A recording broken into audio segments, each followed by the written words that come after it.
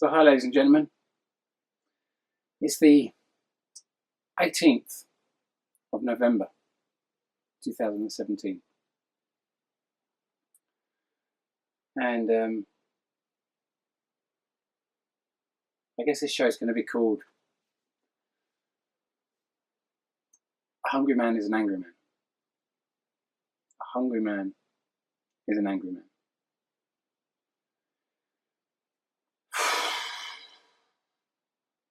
You can imagine that I'm quite stressed out now. You know, I've got a lot of personal sort of issues going on really. You know, my mum's been quite sick and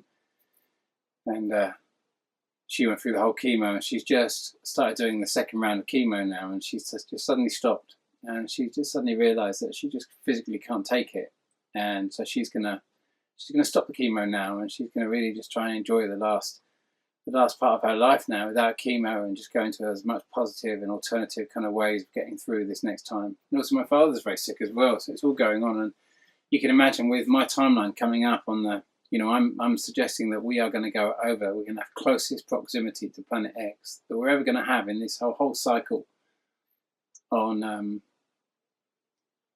3rd or 4th of December, sorry, 3rd or 4th of December coming up. That's when we're going to be the closest to it, by my calculations. And just for those who don't know how I came to that calculation, you know, we don't really know the angle. If we were to assume that the Nemesis or Planet X or this dwarf planet, whatever we want to call it, if we were to assume that came straight over the top of the sun, sort of perpendicular, if you like, to the ecliptic, at a right angle to the ecliptic, then we could understand that that if the big earthquake that came last year on the 22nd of November 2016 that affected Fukushima and obviously New Zealand, and we saw that plate rise up at certain areas in New Zealand 2 meters, and we can't just sweep that under the carpet. That's a very significant, because that's when I was saying it was going to come. Well, I was suggesting around about the date of the 24th of November, and of course it came on the 22nd. And we also have to remember that was in New Zealand, and of course that's like nearly sort of like almost like 12 hours later than English time. So, you know, I was very close to that kind of deadline. And then of course, you know, I'd originally said that, you know, and we don't want to get, when I'm talking about Planet X and Nibiru, I'm talking about 2 different things here. And you need to understand that as well, because a lot of people get confused that Planet X and Nibiru, by my definition, are different things.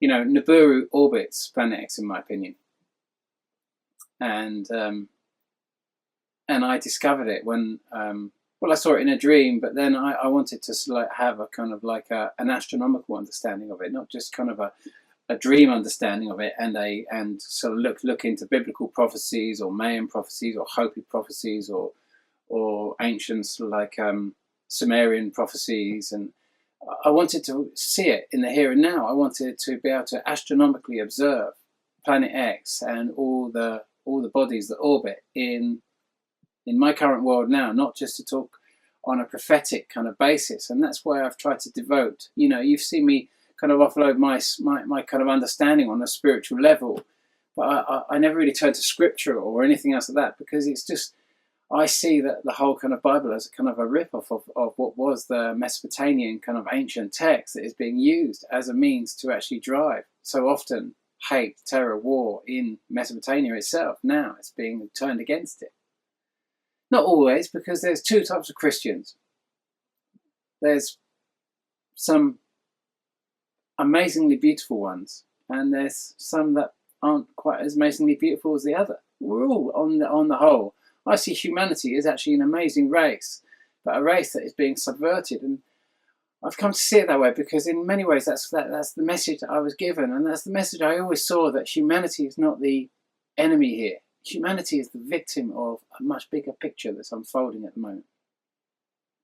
And so going back to this kind of perpendicular movement, when I'm talking about if, through my observations, you remember that originally when I started chartering in 2015, the movement of Nibiru going round Planet X was when I'd worked out that it was this kind of anomaly of all these different asteroids and comets and these kind of strange flybys and close flybys of asteroids past our planet. And when you put all the sightings together, you start noticing that outside of all the NASA data and all these different scientific agencies and space agencies, that when you actually looked at the photographic and video evidence coming in across the board, you saw this kind of 198-day, 200-day kind of gap between all these different sightings. And when I started realizing that these things were very potentially the same thing, I said, well, am I mad to predict that this thing is going to pass on the 22nd of December 2015? And do you remember there was one sighting on the 20th in Australia and another sighting by Becky Lewis in North America on Boxing Day. And it's very significant because obviously we had a Boxing Day. Well, we'll come to the Boxing Day because obviously you remember the 2004 massive earthquake and tsunami on Boxing Day in, like I say, 2004. But so I charted that. I charted that whole movement, and it was. You remember, ironically, I was up in a mountain. I was up on a mountain in Mongolia in 1998, looking at what I was told was Comet Hale-Bopp. What a pity it didn't come really close to us. Yes, indeed. Hale-Bopp is intrinsically the brightest comet to have come inside the Earth since the Great Comet of 1577. Of course, now I don't consider that to be Comet Hale-Bopp. I consider Comet Hale-Bopp to be the first sighting of the Planet X system coming in. That's what I was looking at on that day. And I'd gone up there to see an eclipse, and it was going to be a great sighting, apparently, of Comet Hale-Bopp. So I kind of timed it, or I was living in Hong Kong at the time. I was kind of working for a New Age magazine, and I was telling my kind of like the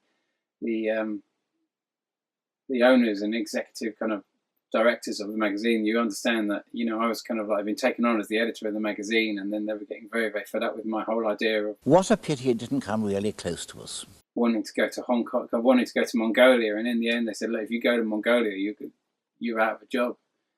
And I was like, you don't understand, I have to go. I just have to do this, you know what I mean? Whether I write a story up there or not, whether it's for you or not. And so I went, and I ended up losing the job there. So, it was a sacrifice to go up there. It really was a big thing to give up an amazing job to go and do something which was going to last for only, effectively a few minutes, even though obviously the adventure of going to see an eclipse is an incredible thing. But ironically, how all these stories come together and how I ended up back in England, because I came back to England chasing an eclipse in 1999. And I ended up staying. That was the last eclipse I ever saw for years, apart from the one I went out to in America. And I used to travel around the world, so like chasing eclipses. I used to be a proper umbrophile at one stage, and because they were such a cosmic event, and it was so amazing to have a point of focus in your life where you were trying to get to a place at a time for a specific event with a specific thing in mind, which was like a pilgrimage. It was a sacred event that was occurring, a culmination of different things, and you brought those together and miracles would occur. And I'd never had miracles occur in my life. And yet when I chased eclipses, miracles used to occur, and it was this kind of odd fascination. And like I said, we're going to come back to this, because I'm not following any script here, and I realised that this is going to probably be my last recording with you before this big day, and maybe nothing will happen. What a pity it didn't come really close to us. Maybe nothing will happen, and maybe you'll be thinking there's nothing you can do, and just going to remind you of the title of this video again. So I have this little wondering, is it a rant? Am I ranting? Perhaps I'm ranting, I don't know, but the title of this video, A Hungry Man is an Angry Man. And you want to remember that, because you might think there's nothing you can do in the lead up to this. And remember, we're going to talk again about this perpendicular movement of Nemesis, the thing that Nibiru orbits that doesn't go perpendicular, that has a slight angle. And but a hungry man is an angry man. Keep coming back to that, because if you ever think there's nothing you can do about this, what a pity it didn't come really close to us. You're very mistaken. You're very mistaken. So, okay, so I kind of charted this whole kind of thing. I charted the 198-day, 200-day, which led me to an understanding of What a pity it didn't come really close to us. The movements of Nibiru. And I've made a lot of mistakes in that time. I mean, every time I've said this thing will fly by, it's flown by. And only because it flew by really, really quite regularly. But do you remember I said it would come on the 22nd or the 22nd of December 2015, and then I said it would come on the 23rd of June 2016, and it came, but I didn't know which way it was going to go, whether it was going to keep on going right round the sun or whether it was going to sort of keep going straight through and out the other side of our solar system. And I was kind of suspecting it would have been much, much bigger on the 23rd of June 2016, and it was tiny. And when it was tiny, I was like, okay, guys, well, that just means it's going around the sun, because we just didn't know the exit point. You know, I can only charter it point by point by point because I've got no astronomical tools to see this thing other than just looking at all the different sightings and plotting the data and making certain predictions as I can make as we go along. But I can't do anything more than the astronomical kind of equipment and observations and using the astronomical observations that are being sent to me or that are being posted up on YouTube. And so we come to this point now where, you know, where I said the 4th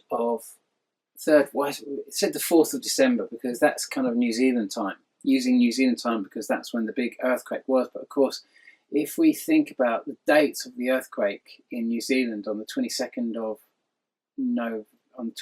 November 2016 and apply that to Greenwich Mean Time or French time, which is an hour later maybe, I always get confused on that. And I notice when I go to India or something like that, every time I go to make a call, I'm always like, and I've got to sit down. And I'm not going to do that calculation right now. It's amazing how such simple calculations are often the most complex. But it's an hour difference. But in terms of New Zealand time, that's the whole kind of other side of the planet. So there's a massive difference. And it basically means the 3rd of December, evening time. 3rd of December, evening time 2017, which also is the same time as the full moon.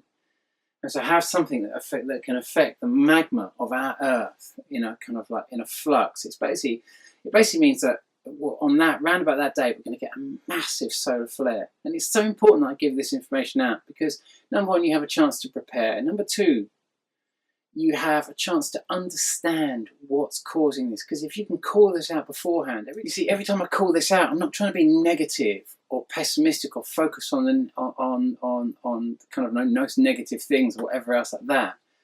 The reason I call it out is because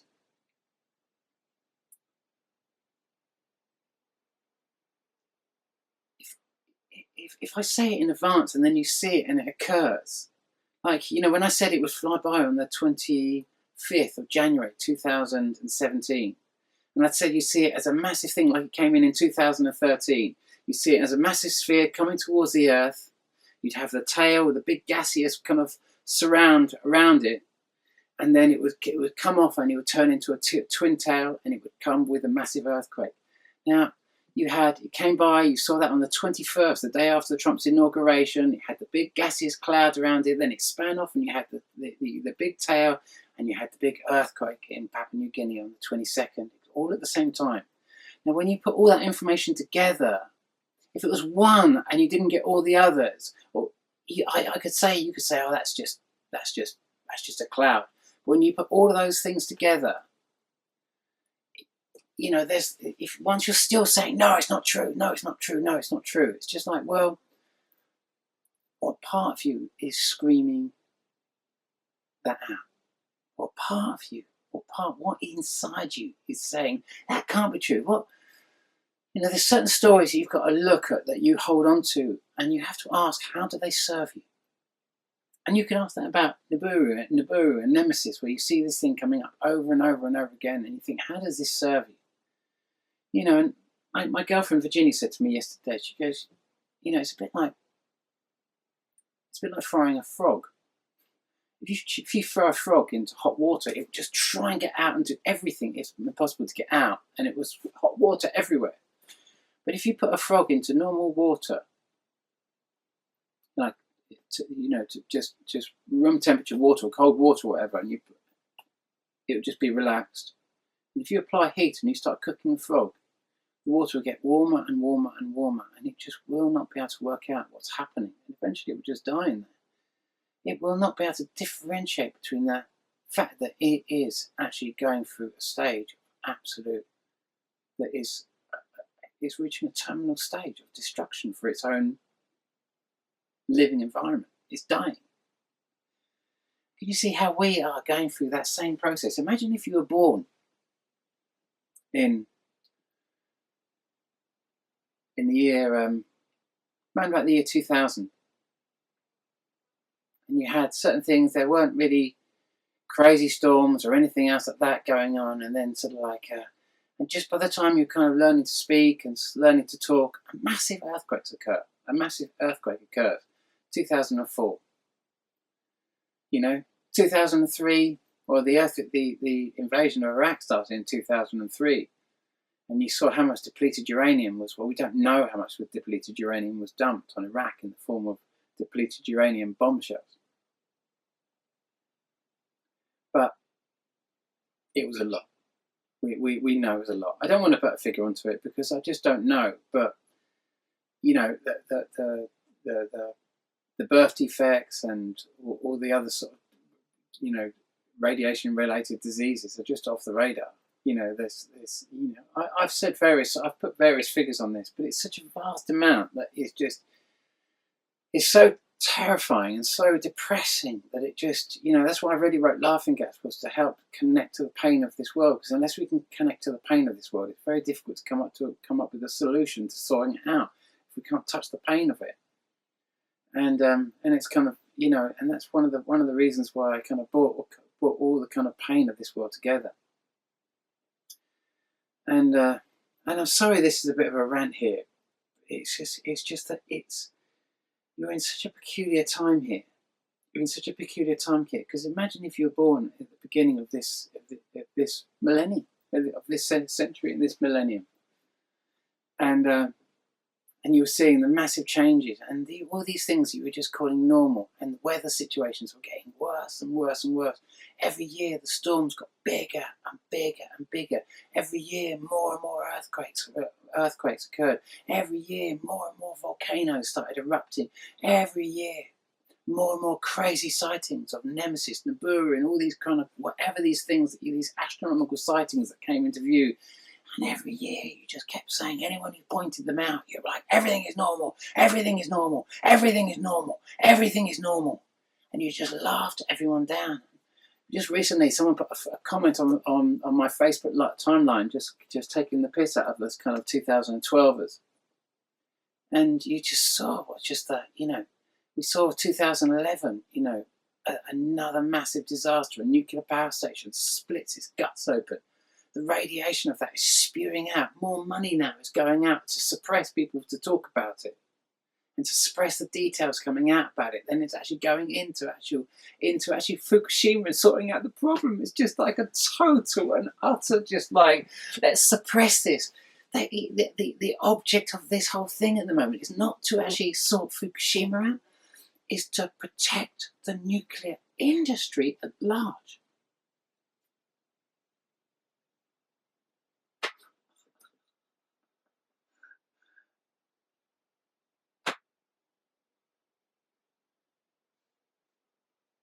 It's the most incredible, worst humanitarian disaster that's ever happened.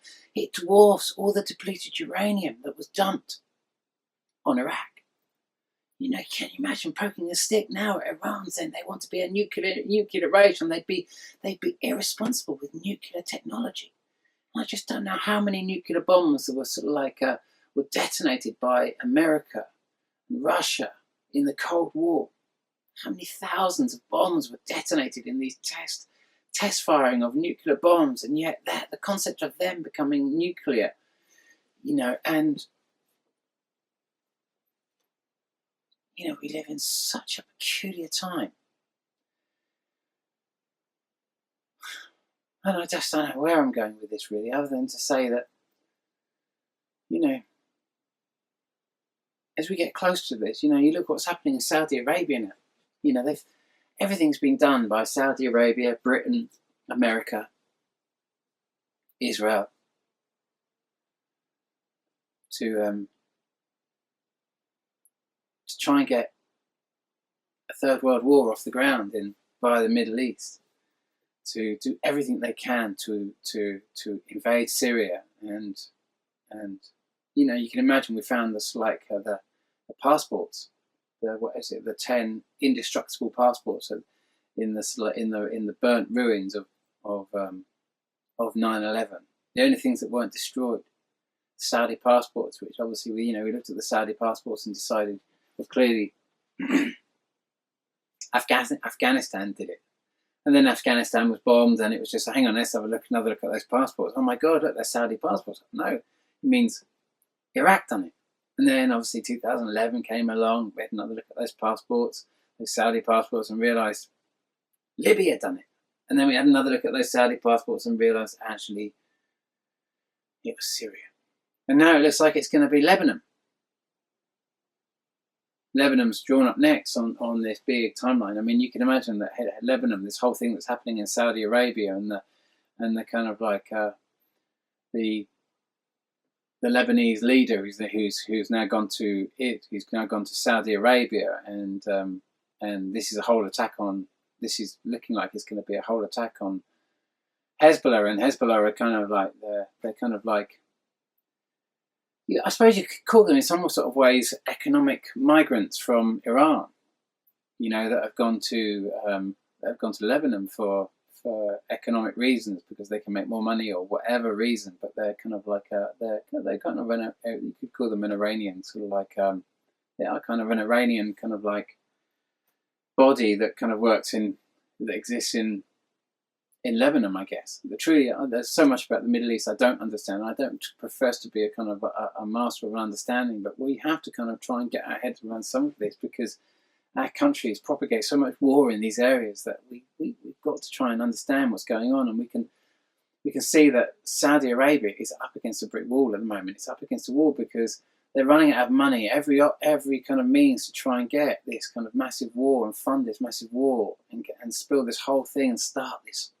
whatever it is that's being attempted to start this war that's being attempted to get going, this massive war. It hasn't started. It hasn't really worked in the way that the powers that be have wanted it to work.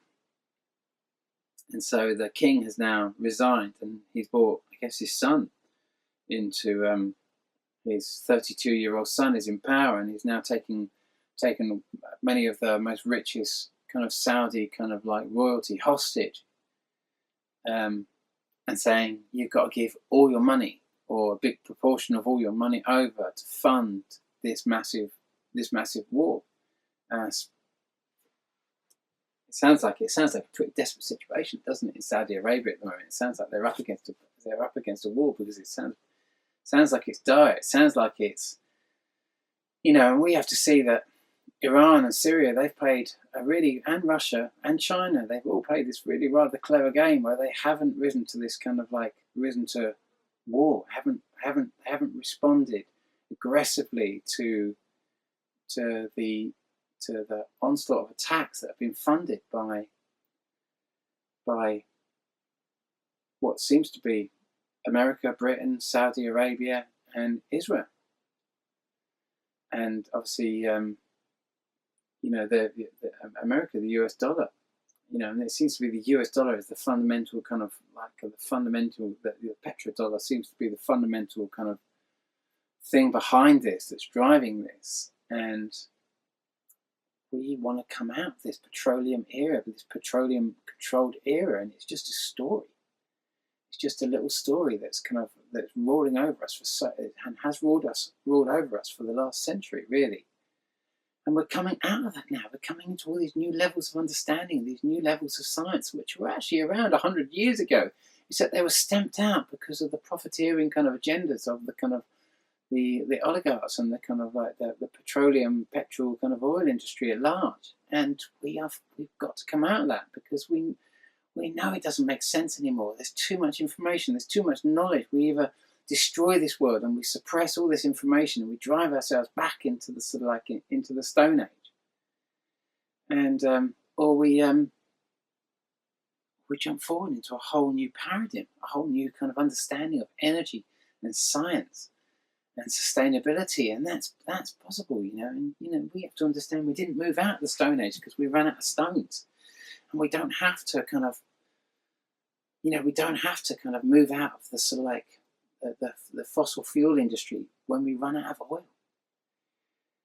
It's kind of like we have this opportunity now. We have this vision of a new future if we want to go into it, and there's a big part of the globe is trying to lead the way into this by not rising to this kind of like this, or lowering itself into this level of war, being pulled into this massive war. And that's what this is, and this idea, this ideology of war and conflict, which is driving this whole thing, is coming to an end. And so we come to the big flyby, my big flyby, and that's like 15 days away, 2 weeks away. And that's going to be our closest proximity. The 3rd of December for us, and that's, like I say, the time of the full moon, which means that already the oceans are being very susceptible, are susceptible to being obviously pulled up at specific places by the moon, which means that this thing is going to very lightly pull on our oceans also. And when you've got the moon acting up and pulling on our oceans also, certain places are definitely going to be more vulnerable to flooding by seas. Certain places are going to have massive earthquakes. Certain places are going to have oceans go out way beyond their normal cool, way beyond their normal cool. Certain places, like I say, are going to get tsunamis. Certain places, there's going to be volcanoes that are going to erupt. We just don't know where it's going to affect us in the globe, where it's going to be safe. I'm up here in the Pyrenees right now, but will I be up here during that time? I could very likely, depending on how the health of my mother goes at the moment, she's feeling absolutely fantastic and in the most amazing space at the moment. And she might stay in that space for weeks. She could stay in that space for months. She could stay in that space for years. She just doesn't know. But right now she's in an amazing space. My father, he's just had an operation. He's feeling all right. He really wants he really wants his own space at the moment. So I'm kind of watching that space. But, I'm not going to stay up here in fear of this thing, because I just don't know where's safe to do it. And when I asked the other night, I said, will you tell me where's the best place to be for this? And in the dream, I was on 3 skyscrapers. I was on the top of 3 skyscrapers in my dream. I was on top of one. It collapsed backwards and fell down. And it fell down. I stayed on the top and it just dropped down. And this massive dust cloud went all directions. And as it rolled back, suddenly everything stopped. And as the dust cloud came towards me, and then I was still sitting on this top broken level of this skyscraper at the very top, and I was like, oh my god, I survived. I ended up on this other building to get away from everything, climbed to the top of it. I was on another skyscraper, that one collapsed, and the same thing happened. I was like, oh my god. And then I did the whole thing again to escape something else. I found myself surviving the collapse of 3 skyscrapers in my dream.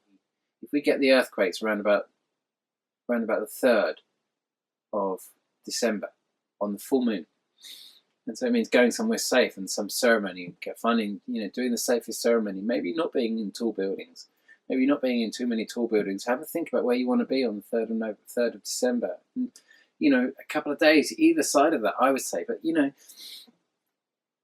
and then Nibiru will fly by around about a month later. By my reckoning, it will fly by Earth on the 2nd of January 2018.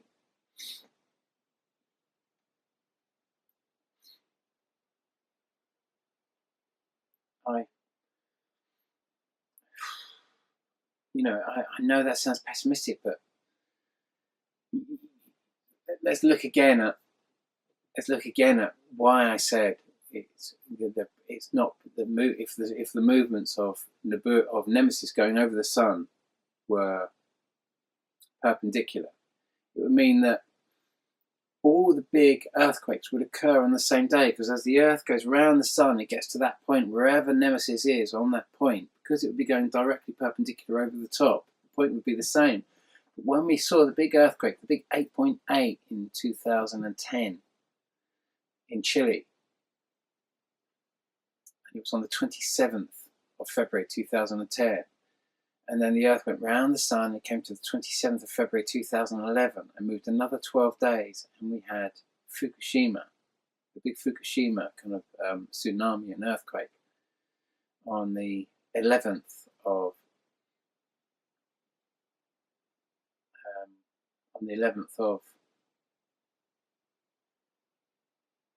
March 2011, which is an 11-12 day difference. I think it's 12-day difference, astronomical difference. So you can see that by those maths, there's a, okay, in time-wise, there's a kind of like there's a 1 year and 12-day difference, but astronomically speaking, in terms of the position of where Earth is in conjunction with its rotation around the Sun, it's just a 12-day astronomical difference. And when you put those movements in a graph, you can see that gives it not an absolute perpendicular to the. So we've got all the planets moving around the Sun on what is this big kind of like we call the ecliptic, this big pancake where all the planets orbit, and then with the Sun in the middle. Now, if this thing came over, if Nemesis came over the top of the Sun like a dolphin diving out of the water and coming straight back down again, if it did this movement perfectly perpendicular to the horizontal, perpendicular to the horizontal, to the ecliptic of our solar system, then that earthquake, then the Fukushima, in my opinion, would have also occurred on the 27th of February 2011, exactly 1 year later. But the fact there was a slight angle, it had come slightly over this way, and the Earth had come round and experienced it 12 days, not here, but just slightly further, we can understand this angle. And so if I was to come over that angle, that slight angle, and bring that over, and we say 22nd of November 2016, that's 6 years later, going over the top, just like the distance when from 2004, when we had the big earthquake in 2004, and then it had taken 6 years to come to 2010, going under the Sun, and then 6 years to go over the top of the Sun, and we had all the sightings of Nibiru as it come round, 13 cycles of Nibiru going over the top, as it come over the top of the Sun, and we come to the 22nd of November 2016. Can you see how the simple mass of that, and it's those simple mass that I'm trying to help you grapple with there, because I'm trying to remove a lot of the complications of this, even though there's a whole geopolitical story that runs with the whole of this, and there always has been with Nemesis and Nibiru. The cycle of, in my opinion, of Nemesis going around the Sun is not a 3,600 year, but a 400-year cycle. And we saw this thing coming in 1588 when the Spanish Armada kind of set sail to kind of invade England. And the real victims of that were those that brought into war, those that got on the ships, those that brought into this. They were the ones that were the victims, the real victims of this. They were used as the means to bring new souls into the earth realm through these bodies. Because you know, in my opinion, you're all channels. That's the message I'm getting. We're all channels. It's just that sometimes we don't realise what we're channeling. We have loads of different energies vying for us that talk through us. And the human being is this individual that's kind of a collection of many different souls. And we have all these different moods that we call moods, where are actually sometimes different souls and different identities vying for our attention, vying to come through us. And what's going to happen after this process is we're going to become fixed. We're going to become one human, one soul. And that's going to change the whole dynamic of humanity after this big flyby. And so these doorways are opened up when you go into different types of negative emotion, where you can let negative lower astral energies come in and come through, and they come through in anger, jealousy, fear, all these emotions. And so we come back to you know, that so much of the dark agendas that have been driving different agendas in this world have already lost the opportunity of enacting certain agendas that they've been pushing. The Large Hadron Collider, that should have blown open its hole round about late September, earlier this year. It failed. It literally failed. The whole thing failed. The agendas were intent on having us completely at war by that stage. The whole Earth should have been engulfed in a massive Third World War by the dark agendas by that stage, to enable that door and that Large Hadron Collider to open up that door and perform what happened between Mars and Earth that began this whole nasty episode on Earth that was only allowed actually on a higher level, was only allowed because humanity had chosen that, and it had made this like the once Martians into these gods, and marvelled at that technology, and they were already on a route to destruction because they were a planet driven by war, and so they were allowed to open up this same hole that we attempted to open in late September earlier this year, and that failed. That failed catastrophically by nothing happening. It didn't work, you know, and it could have only worked if we were in all-out Third World War, and it just didn't happen. Those agendas that have been pushing for this war, and it's left them very angry and very, very. It's like a wounded kind of, you know, if you have a predator and it's wounded, it becomes very dangerous. And we have the predators that have been driving humanity in the war they're like a wounded animal now. They're very, very angry and they're very scared because their escape opportunity has been broken. And now they don't know what to do, and they don't know where to go, and they don't know what's going to be happening. And this is not their planet. They were invited here as a guest of humanity. But that was a paradigm that is now closing, and that closes. When Nibiru flies by, that's the end of this paradigm. That's the end. There's no karmic transfer onto the next age. It's not our age. It's like a whole new kind of. It's a whole new paradigm. It's a whole new time. It has to start clean, with no karma transferred from this age onto the next one. And so we're in a situation now where all the nasty things you do come straight back at you very, very quickly now, because there's no karmic credit. There's no place to transfer that negative karma or that positive karma. In the same way, it's all just we reach this massive brick wall here. You know, as we come right up to the end of this year, that is literally the karmic end of this earth. And it so begins a whole new page of time. You know, and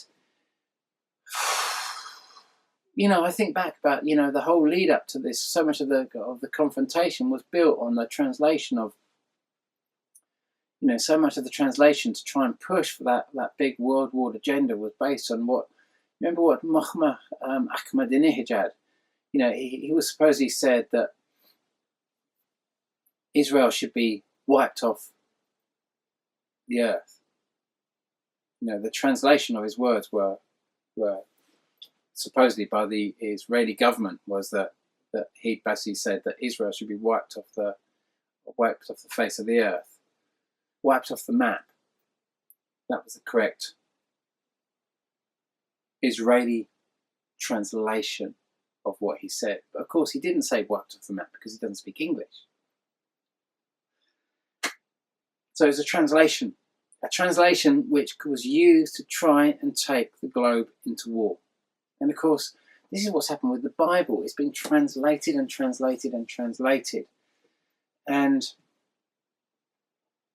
we have to now try to come back to a place in our own hearts and try to bring ourselves back to a place of peace where we're not translating something into, I've got to pick up a gun and kill someone.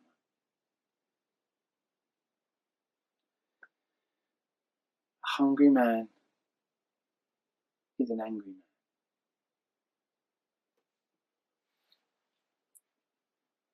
There's very few things that really makes you pick up the gun. Hunger is ultimately most big wars that are started through famine. If can lead someone into a famine. You know, if you can lead someone into a famine, you can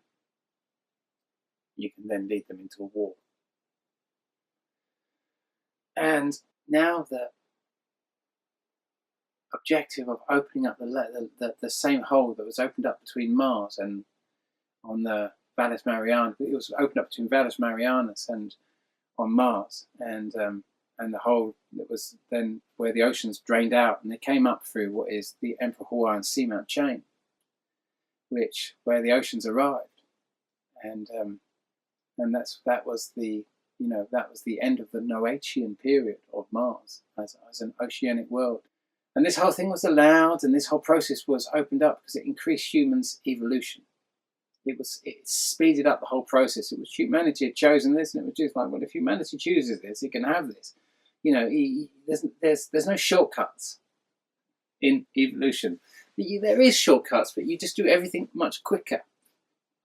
It doesn't mean you don't do it, and you might do it much quicker, but you know, the kind of evolutionary pathway of becoming technologically advanced means going through a certain understanding of taking on the responsibility of having that type of technology and understanding the woes of war.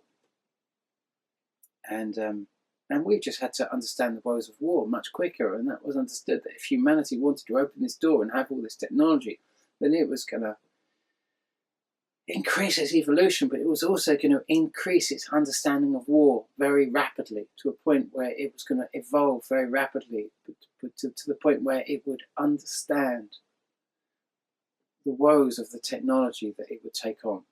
And this is the process that we've come through. And as Einstein said, you know, if World War III begins with nuclear weapons, then World War IV will begin with bows and arrows. You know, if we choose, great wisdom and great knowledge does indeed come with great responsibility. And that was one of the visions I saw years ago. You know, before I knew anything about Nibiru and Nemesis, I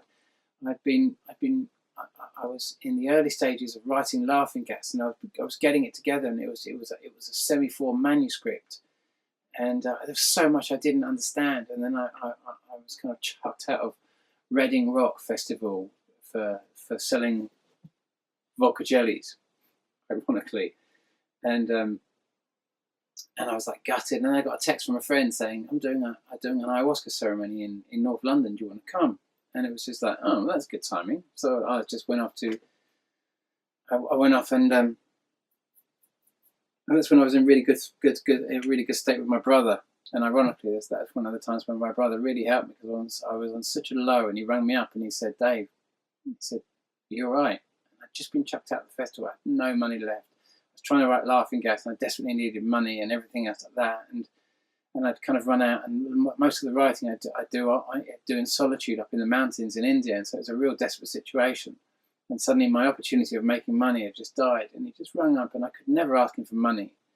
And he said, and I said, he said, "Hey, you're right." And I was like, "Yeah, I'm kind of all right." And he goes, "You don't sound all right." And I said, "Well, to be honest, I've just been chucked out of a festival where I normally make some money." And he said, "Are you all right?" And I said, "Well, you know, I'm all right." And he said, "Do you want some money?" And I said, "Oh, I can't ask for money." He said, "I'm offering you money."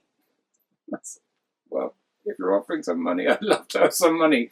And he gave me some money, which meant that was a real kind of good time in me and my brother's kind of relationship, because we're not in a good way at the moment. Ever since we did that kind of Channel 4 documentary, we've not been really talking since that time, you know. I didn't handle that at all well, really, but I don't think you brothers did, really. But my mum said to before, she said, "Don't do it, sweetheart, don't do it." But do you remember I'd made that first video about Planet X, and immediately I made that first video and my truck caught fire, and then I'd lost everything in a fire, and then suddenly the Channel 4 rang me up and said, "Dave Dobbs, you've just put a date on Doom." And I said, "Well, I haven't got a date on Doom." I said, "I put a date on a flyby planet." And here we are at the end of the final point of this, and I can't offer any more flybys after this. You know, you're in the last big 6 weeks of this now. You are in it, guys. You are in the greatest adventure on this planet right now. Buckle up. Fantastic time. You know, it doesn't get better and more exciting than the next 6 weeks are going to be the most exciting 6 weeks of your entire lives. you're going to know anything as magnificent as what you're going to see, as magnificent, as awesome. The powers that are going to be at play in the next 6 weeks are just going to be the most phenomenal things you've ever known, in my opinion. You know, and there's something to be excited about, to witness this and to see it all. But anyway, I ended up at this ceremony, and I got this message. And the shaman came over me, and he was doing this healing, and I can remember I was sitting there, and I was going to this beautiful, beautiful state, and it was so beautiful.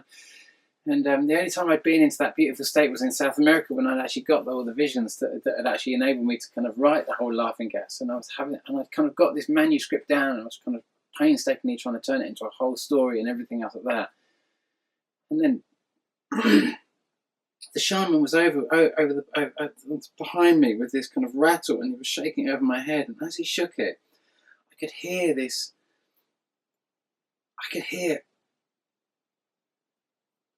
all these birds singing. And then I came out of my body, and I went up into space, and I could see this crest of light going around the planet. And so what I could see the whole sphere of the planet, and I could see the dawn light, all just like a line, a kind of a band of light that was just coming over the top of the earth. I couldn't see the sun itself. I could just see this band of light, and I could hear all the birds singing in this band of light, and they were all singing together, and all of their bird song in the dawn light I could hear as a single song, and it was like this massive kind of concerto of music. It was just thundering beauty going right through me, and that was like this energy of just like holding in this space and whilst watching this vision. And then suddenly the light just came over the horizon, just the beams of light came over the horizon, and it just flooded the earth with light, and it was blinding. And I looked at the whole thing, and the words said, "Here marks the end of an age. Here marks the beginning of an age. Great knowledge and great wisdom comes with great responsibility." Thundered through me with this bird song, and it just like, and I was literally, and the shaman had taken us out into the woods and chopped off this, and there was this tree that had fallen down, and he'd taken all the bark off this tree, and he'd cleaned it up either side, just so you and this little track that you'd never know there was anything. We walked all through these woods, and we just came to this opening that looked out over to where the sun was setting. So you had an unobstructed view of the sun setting, and the sun was still quite high when we all sat down and we drank the potion. And then the sun just dropped down, and just when the sun was just at that point, when it was just coming down into just that last point of sunset, was just when the potion kicked up into its maximum strength, and I felt myself going into my dream time. And of course, that's all it is. Ayahuasca is just the same chemical the pineal gland releases when you go into rapid eye movement, that kind of part of your sleep cycle where you dream. And of course, my whole process in writing was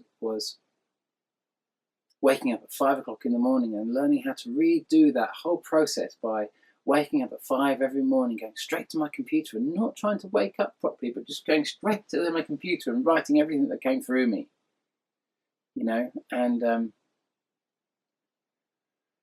and just doing that process. And my father had told me, this is the only way you're going to you have to charter a journey through yourself. You have to go, you have to take all that finger of blame that you put out there and that sort of stuff, and you've got to,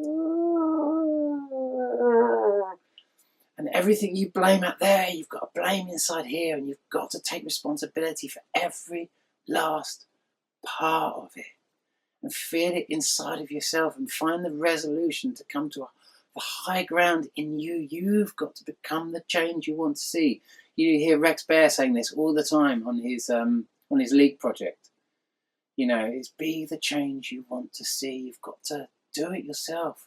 And you see, I've seen, since we've seen all these YouTube channels come up, and all these independent people that have never had a voice suddenly having a voice, and they've been able to speak this this wisdom and this, we've seen all this beautiful wisdom coming through. Yeah, we see all the trolls and the shills and all those different people out there, but we see so much beauty, so many people rising up to this challenge and allowing themselves to be the conduit of this wonderful information and this wonderful knowledge and wisdom, you know, and you're in the last 6 weeks now, and it's not the end of the world, it's just a big, big, big change. And so you're in it now, and I know it's another one of my absolutely epically long videos, and I just thought, you know, you can listen to bits of it, you can listen to all of it. It's, you know, it's you're in it now, and all I can say is a hungry man is an angry man. And when this thing flies by when we fly by it on the 3rd of December, when we go over Planet X on the 3rd of December, in my opinion, and you know, I might be completely wrong by this, obviously, but when we fly over it on the 3rd of December,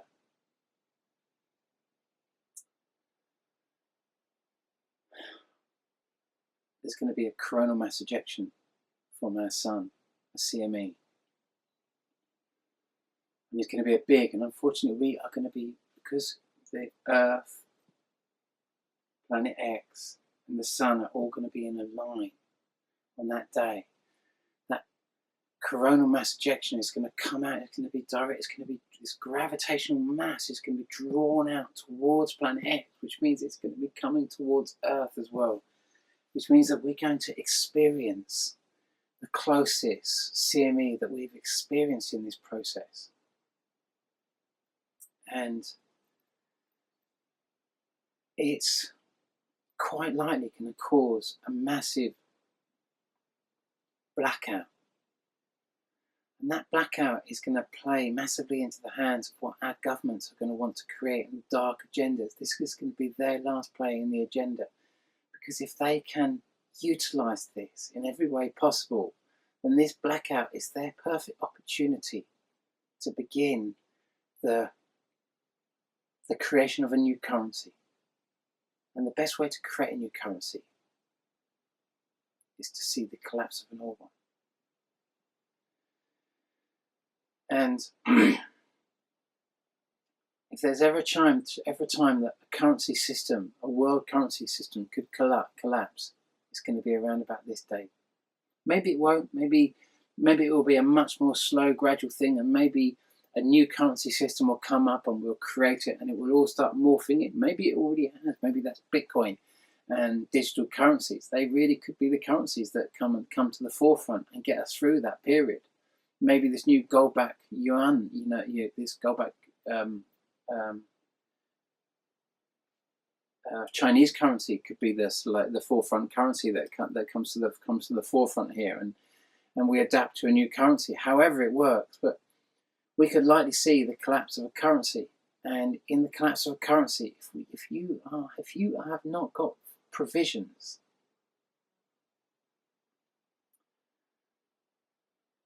you are walking into what could potentially be a famine. And if you haven't set yourself up for this, then you're going to face the same challenge that so many of those in the Middle East have faced, where they've been given every reason to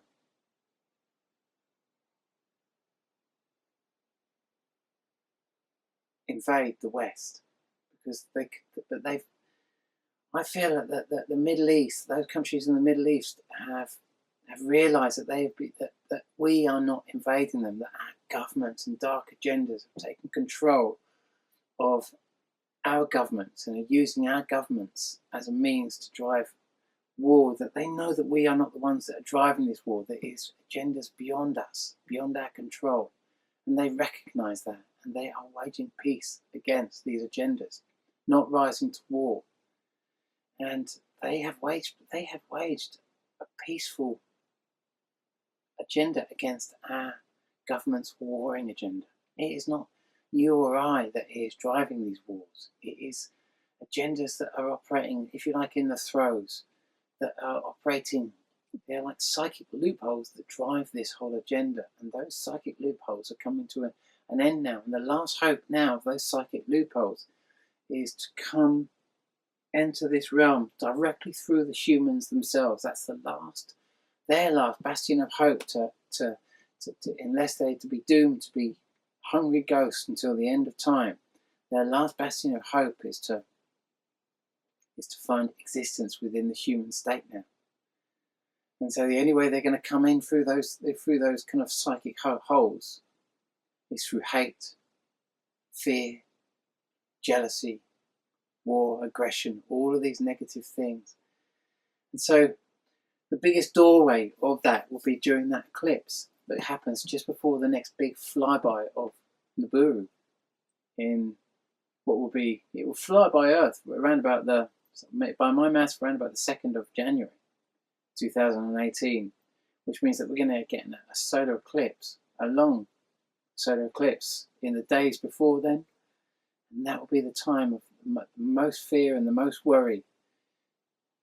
You really want to be finding the peace within every stage. Put a big golden ring around yourself. Put a big golden ring around your house, around all your friends and loved ones. Open up the space, open up the peace. The more peace you can open in that space, the harder it is for energies that are driven by hate. When they come into that space, they will forget their hate. They will forget their fear. They will forget what was driving them. They'll just come into it. They won't even realise what. They'll be coming towards you and they'll be like,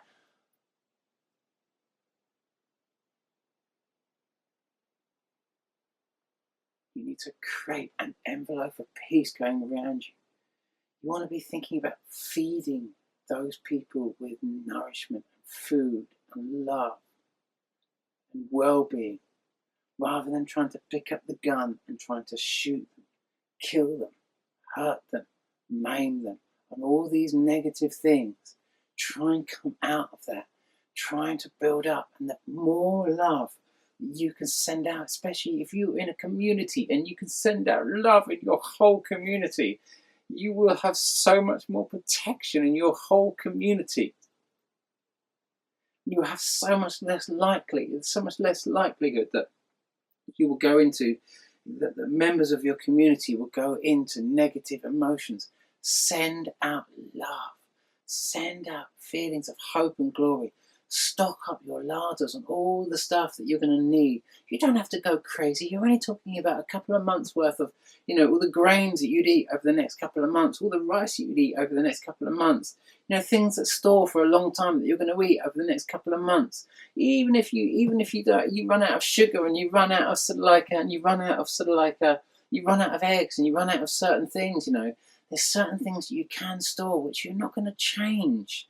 Your kind of like your food habits. If you bought in those foods that you buy over the next couple of months, you bought them all now, stocked up your larders, it's not going to change your lifestyle massively.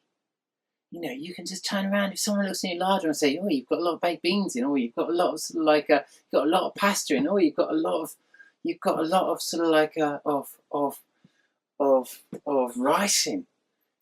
Is it going to be such a negative thing to hold a little bit more rice, a little bit more flour? You can't buy that much flour anyway before it starts going off. You can only buy probably about you can probably only buy about 10 kilos of flour at the most that you realistically use in your life before it went off. Pasta, you can probably buy 20 kilos, 30 kilos. Of rice, the most you could buy is 20, 30 kilos. And you could get really good stuff and pay so much less for it, and you'd find that you'd actually save money by having that food in stock. But you wouldn't be risking, and that was the old-fashioned way of having a larder where you store food. So if market instabilities happened or it was difficult to get certain things, you could ride out the storm and the difficulties, and you can see what's happened. You can see what's happened in Saudi Arabia. They're obviously getting a little bit nervous about something happening there, and that is the backbone of the US dollar. OPEC has always been the backbone of the US dollar, and they've been desperately trying to control and kill all the different all the different competitors in the industry by driving the oil prices so low, of driving everyone else into the dirt and forcing everyone else into the dirt. But obviously, that's obviously failing now because they're getting desperate. They're getting desperate. This is clear that OPEC cannot run this kind of price war with the rest of the world, and with this kind of driving the oil so cheap at such a stupid price. This is coming to an end. Cheap oil is coming to an end. And that's a big thing, even though for you and I it means that when oil prices go up, everything becomes more expensive. But obviously for you and I, when oil prices go up, burning less fuel becomes an economic necessity. And when burning less fuel becomes an economic necessity, then we consider alternatives. That's what this is all about, considering alternatives.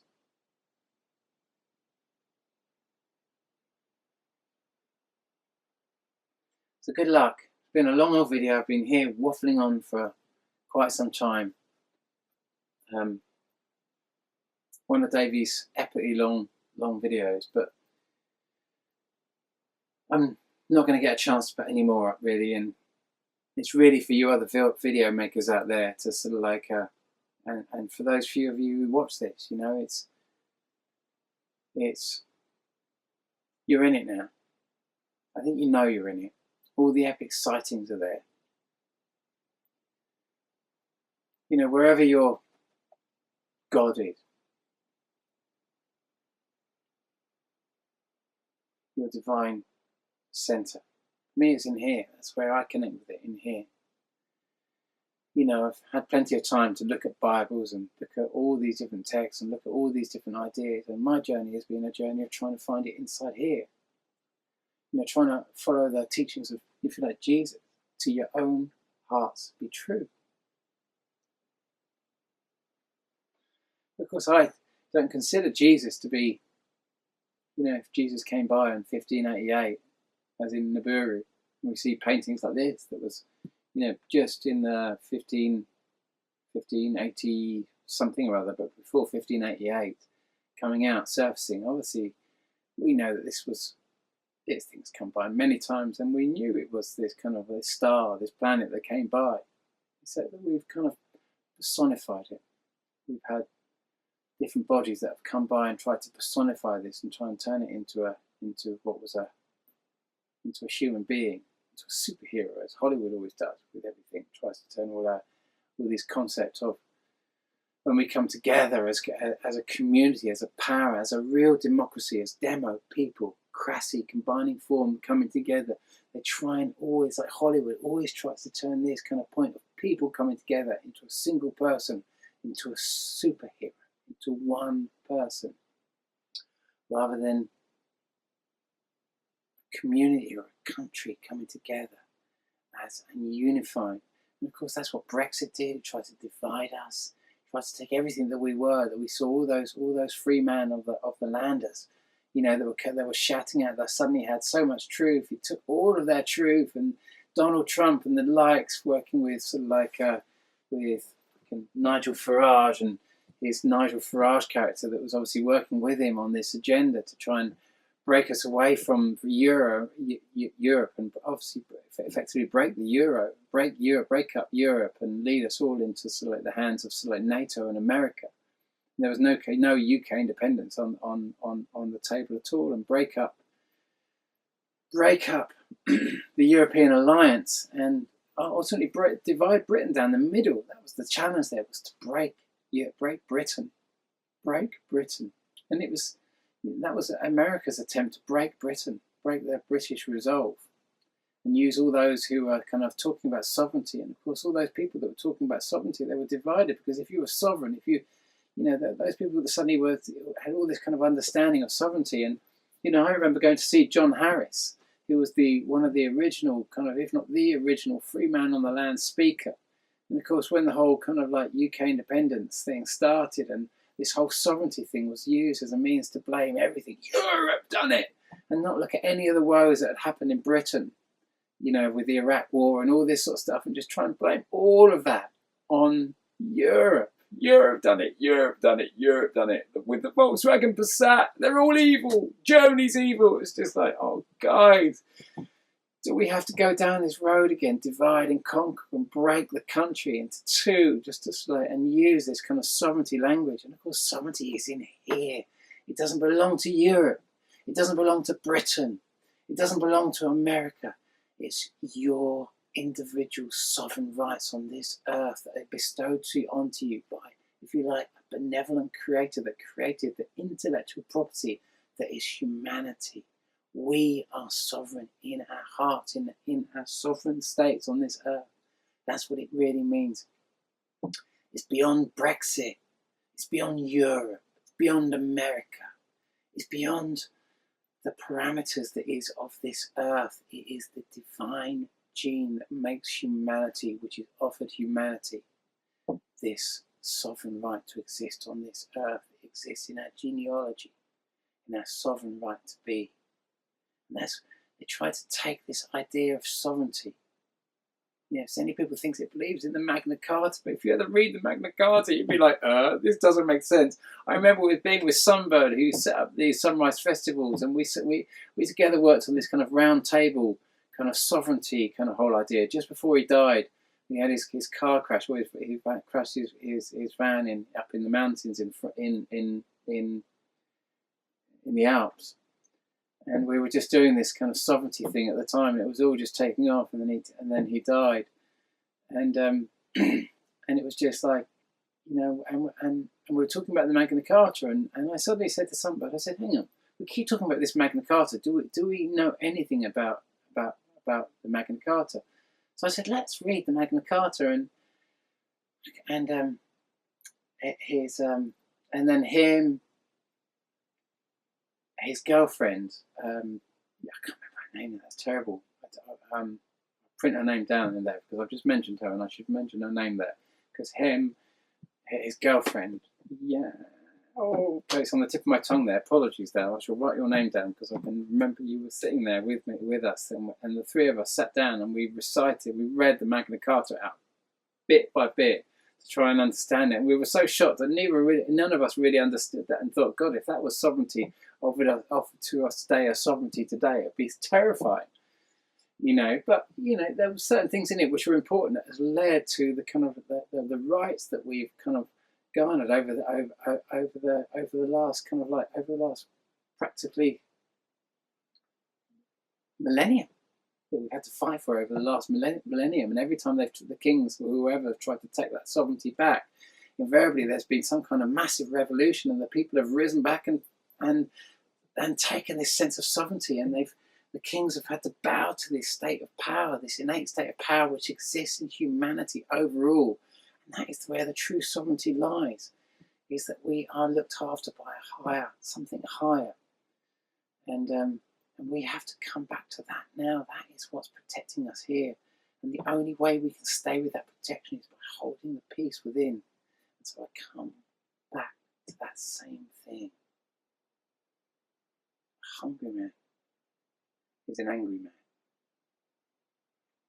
And so it's a long video. And all I can tell you is, you might think there's nothing you can do. But if you're storing food, and you're able to feed those people around you, and be able to pass this message on, that you're so essential, you store as much food as you can through this now. Don't have to go crazy, but you can encourage your friends to do the same and say, look, please, if you could, Dave Dobbs says, we need to store a little bit of food now. We don't have to all go crazy, but just the basics that we would buy over the next couple of months that wouldn't go off, even if we bought it in advance. If everyone does the same thing, we pass on the same message. A hungry man is an angry man. Bob Marley said that, and it's so true, you know. We see it throughout history. If we expose ourselves to a famine, when we can see that could potentially come over the hill, that could be the worst monster that could come over the hill right now. If we expose ourselves to that monster, then we leave ourselves very vulnerable. So that's what it's all about right now. You're in this time now. You're in the big last 6 weeks of this now. And it's exciting, and you want to see it as an exciting adventure. And the more you can prepare yourselves, the better it can be, and the more you can be sensible about kind of geology. Remember, granite floats on magma. It really does. It's light, has a lighter density, and so it's more likely to rise when the earth really starts shaking, like we saw what happened in New Zealand, and the land rose up. That's because it was a lighter form, and granite is lighter than the actual magma which it floats on, which is, we see magma, we see basalt when it when it solidifies. That's just magma that's solidified, but granite is actually lighter, and it will float above that like a vessel, and it will rise up. So when you saw supposedly Noah taking all the animals to the ark, he was much more likely, rather than to going out collecting all the animals on the planet, he was much more likely seeing all the animals going to the granite-based places on the earth, which is much of the earth much of Earth's general platforms anyway, are more granite-based anyway overall. Not that it's all, because obviously you get the North basalt areas, but thinking about where you want to be, thinking about not being in in flimsy buildings around about the 2nd, 3rd, 4th, 5th of December. Thinking a little bit logically, because it's like one of the old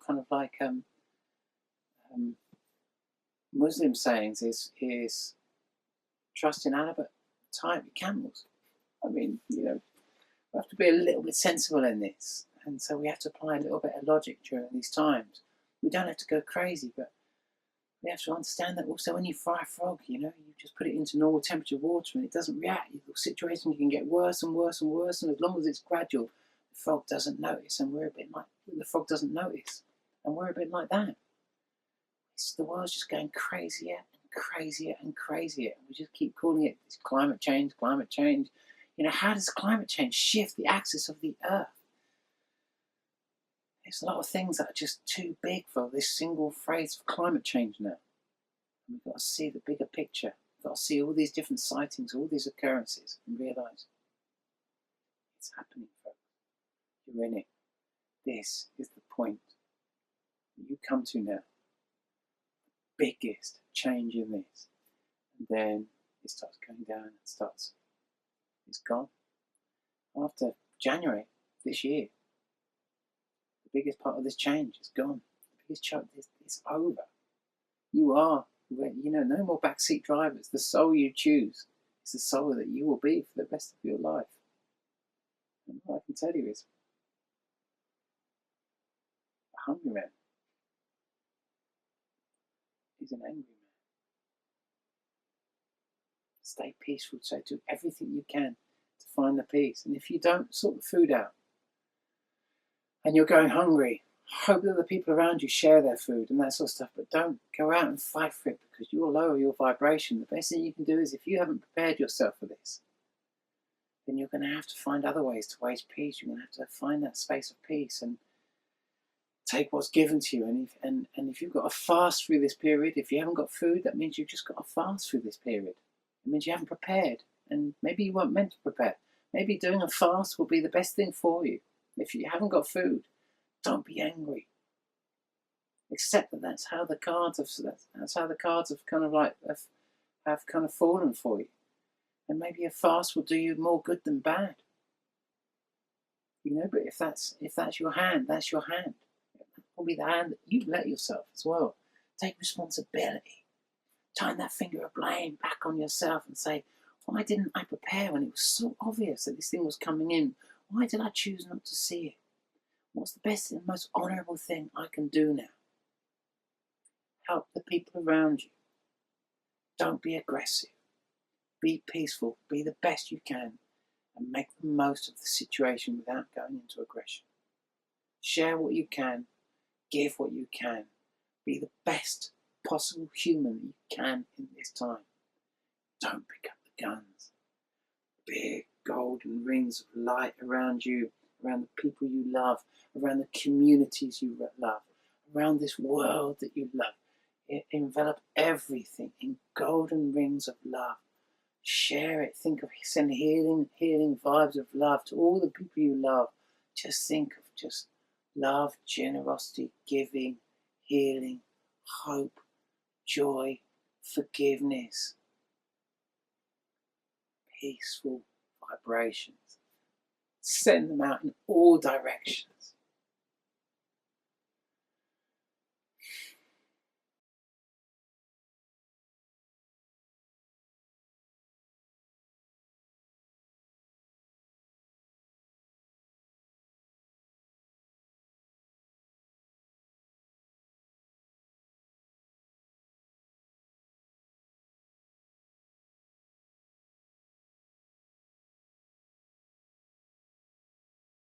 What a pity it didn't come really close to us.